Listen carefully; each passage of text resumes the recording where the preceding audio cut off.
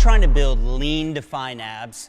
Well, if you're doing crunches like this or hanging leg raises like this, then this may be the reason you're not getting the results that you're looking for.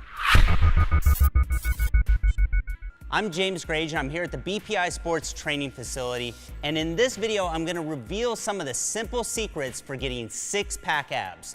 So let's get to it. So let's go back to the first of the two clips. Can you figure out what I'm doing wrong here? Now, it's actually something that's very easy to correct when you understand the function of your abs. Your six-pack is made up of a muscle group called the rectus abdominis, which enables the curvature of the lower spine and the tilting of your pelvis. Now, this muscle group attaches at the bottom of the ribs, point A, and at the top of the pubic bone, point B.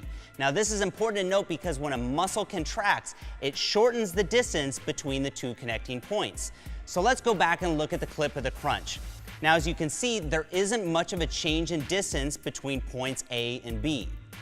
Now, as I mentioned before, your rectus abdominis enables the curvature of your lower spine. So if your back is flat throughout the range of motion, then you aren't fully contracting the muscle. This is why a plank may be a good core stabilization exercise, but it's a poor abdominal isolation exercise. A good comparison would be doing a biceps curl like this, right?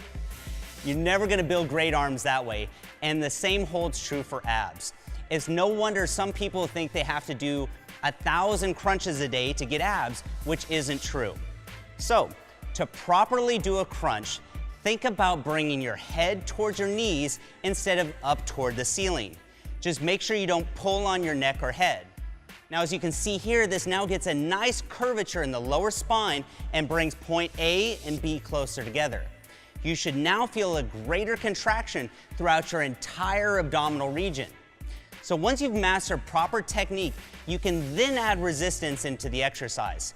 High reps don't build your abs or burn belly fat. You build your abs the same way you would build any other body part, with resistance. But we'll talk about that more later. So let's first go back and look at that second clip of the hanging leg raises. Now, I'm sure you've seen this exercise plenty of times in the gym, as well as online and in the fitness magazines. Now, with that being said, it's totally ineffective the way you see it here. So knowing what you do now about the rectus abdominis, I bet you can already guess why. If you point out the fact that there's no shortening of the distance between point A and B, then you're 100% correct. Now, see, I told you that we would take all the mystery out of ab training.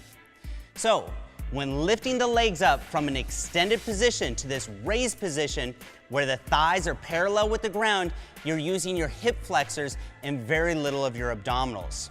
Now, I used to get terrible low back pain when I was doing this exercise, and that's because your hip flexors attach to your femur, point A, and to the lower part of your spine, point B.